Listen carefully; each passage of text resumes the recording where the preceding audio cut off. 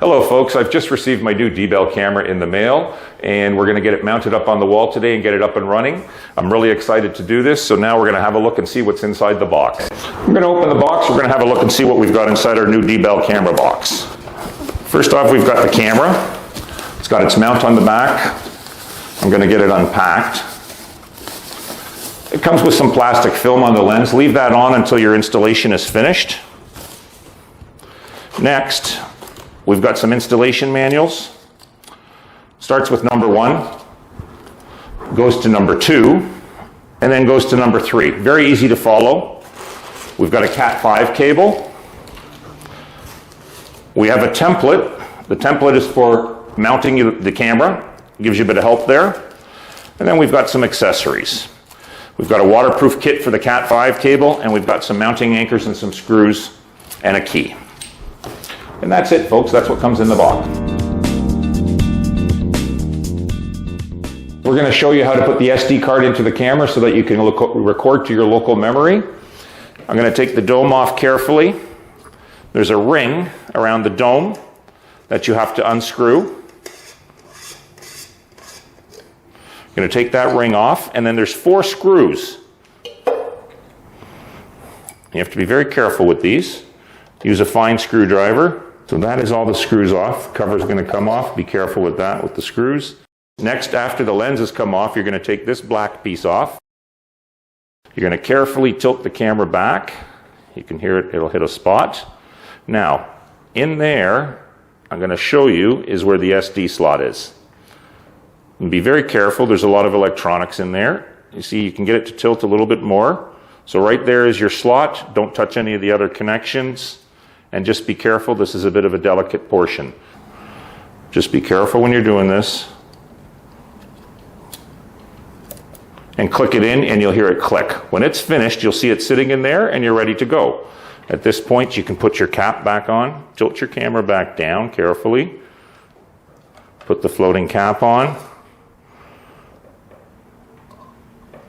You're going to get your lens. That's our camera completed now, folks. So I've got my template ready. I've taken the sticky back off and I'm going to apply this to the wall, and this is going to help you drill the holes to mount the camera. I'm going to stick it all down quite nicely like that. And at that point, you're going to take your drill bit. I'm using a 3/16 drill bit, and I'm going to use 4 Tapcon screws to mount the camera. That's a good screw to use because it doesn't require a plug into the concrete. It's just a screw going right into the concrete itself. However, you do need the correct Tapcon bit if you're going to use that screw. Okay, I'm now going to just drill my 4 holes. I've got a 3/16 bit. You can now take the template off if you'd like.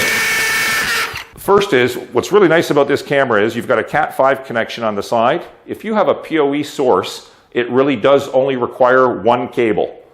If you don't have a PoE switch, there is an additional power port and you can run power to the camera as well. But if you have PoE power available at the network side, it's a beautiful setup because it requires 1 Cat 5 cable and everything will run fine. It will do network power and signal. I'm going to show you that closely just so you see what it looks like. And you have to get this all prepped before you do the camera mount on the wall. Okay, now I'm going to show you what the weatherproof head looks like. Weatherproof kit comes in a little bag. You've got a long piece. There's a little end cap. There's a washer, and there's a white waterproof rubber block. So here's my Cat 5 cable. You're going to run it through the end first, like so. You're going to run it through the rubber waterproof block next. And you're going to run it through the connector head like this with the fin side on the outside. You sort of squeeze that in through there. Put your head on like this. Make sure you've got enough cable to do your Cat 5 end connection. This you're going to tighten up like so. You're going to do your Cat 5 end, and then this little O-ring is going to slip. Actually, you want to put this on before you do your end because it'll be hard to get over the Cat 5 end. It pops into the inside of the cap, and it's going to act like a washer for when we seal the Cat 5. Now I'm going to just pull this up like this, and I'll just show you how it connects on the camera. Now you've finished your Cat 5 head on your cable, and you're ready to attach it to the camera. You put your Cat 5 end there, plug it in, pull the cable back out of the back till you get the right length, and then you're going to take your head and you're going to pop it on, and it locks into place like so. And your camera's ready then to be mounted at this point. I've now got a 3/16 nut driver.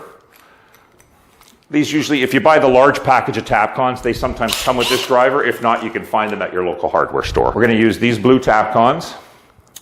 That way we don't have to put a plug or an anchor or anything in the wall, and they hold really strong. I've got my 4 Tapcon screws here. I've got my camera. I've got my bit ready on my drill.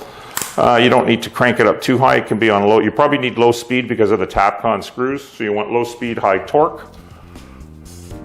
And you're going to just take your time. All right. That's our camera completed now, folks.